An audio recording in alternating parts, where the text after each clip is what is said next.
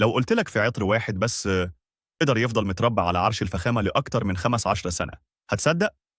استنى بس ثانيتين وهتفهم ليه. بلو شانيل مش مجرد عطر. من سنة 2010 ظهر للعالم عطر غير لعبة العطور كلها.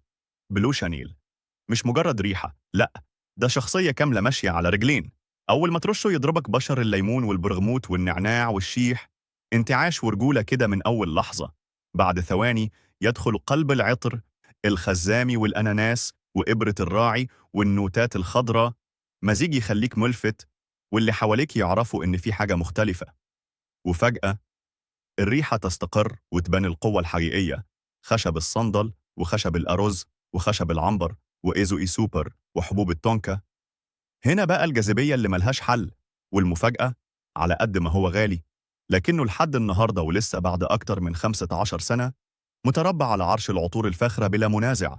عطر يخليك واثق، ثابت، وجذاب بطريقة من الآخر تكسر بيه أي مكان انت تدخله.